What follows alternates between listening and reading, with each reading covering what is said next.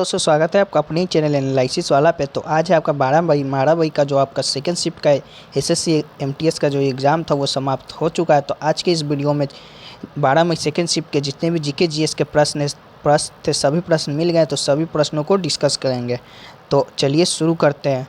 हम जो 12 मई का प्रश्न आपका साथ डिस्कस करेंगे वो सिर्फ क्वेश्चन और आंसर बताएंगे। आप जो इसके जुड़े फैक्ट्स है आप खुद से पीडीएफ लेकर आप टेलीग्राम पर से पढ़ सकते हैं, क्योंकि वीडियो लंबा हो जाता है तो हम सिर्फ प्रश्न आपको बता देते हैं। अगर पहला प्रश्न है कि भांगड़ा नगाल बांध किस नदी पर स्थित है, तो आपका सतलज जिसका जो राइट आंसर हो जाएगा। भांगड़ा नगाल बांध एशिया का दूसरा सबसे ऊंचा बांध है और पंजाब और हिमाचल प्रदेश की सीमा पर स्थित है।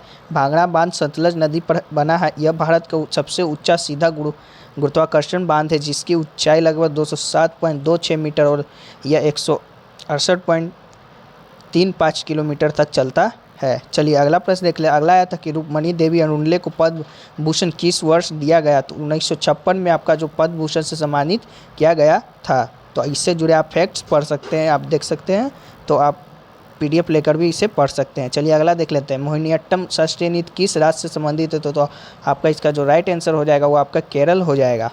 तो चलिए अगला प्रश्न देख लेते हैं। अगला आया था कि पातशाह की उपाधि किसने धारण की थी, तो आपका जो बाबर हो जाएगा वो राइट आंसर हो जाएगा। बाबर ने मुगल साम्राज्य की स्थापना 1556 में की। अब 14 फरवरी 1483 को सर्वप्रथम बाबर ने अफगानिस्तान में काबुल में पदवी धारण की थी।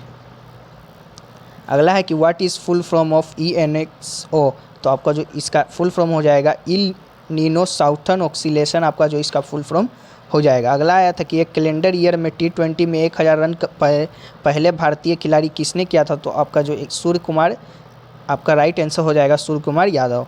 अगला है कि सरोजिनी नायडू का उपनाम क्या है, तो भारत को किला जो इसका राइट आंसर हो जाएगा, सरोजिनी नायडू का उपनाम है।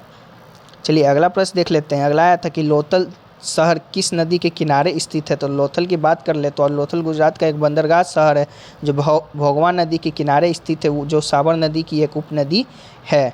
प्रश्न ये आया था कि लोथल नदी किस नदी के उप सहायक पर स्थित है, तो आपका जो साबरमती नदी हो जाएगा, ये आपका राइट आंसर हो जाएगा। अगला है कि किस मुगल सम्राट को बादशाह की उपाधि दी गई थी, तो आपका बादशाह की उपाधि बात कर ले तो बाबर ने 1507 ईस्वी में बादशाह की उपाधि धारण की थी, जिसे अब तक किसी तैमूर शासक ने धारण नहीं की थी।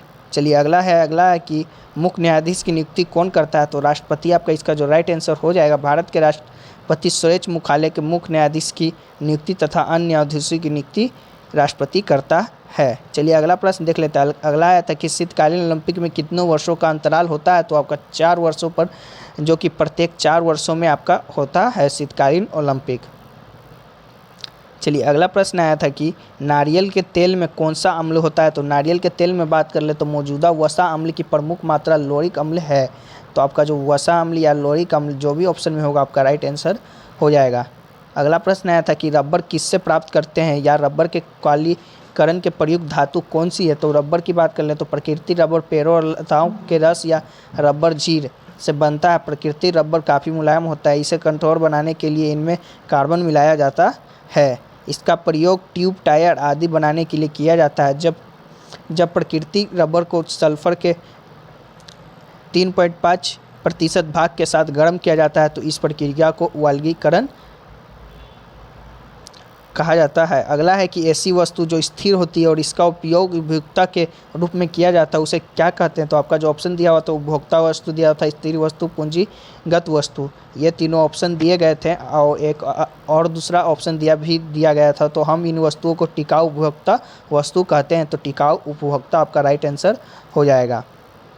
अंततः किसी अर्थव्यवस्था में एक दी हुई कलाविधि में उत्पादित सारी अंतिम वस्तु या सेवाओं पर यदि हम विचार करें तो उपभोग की वस्तुओं के रूप में होती है या पूंजीगत वस्तुओं के रूप में होती है, तो टिकाऊ आपका जो कि राइट आंसर हो जाएगा। अगला है कि सबसे ज़्यादा ओलंपिक मेडल किसने जीता था, तो भारत की बात कर ले तो क्वेश्चन ये अभी तक कंफर्म नहीं हो पाया कि भारत का पूछा था या पूरा दुनिया का पूछा था।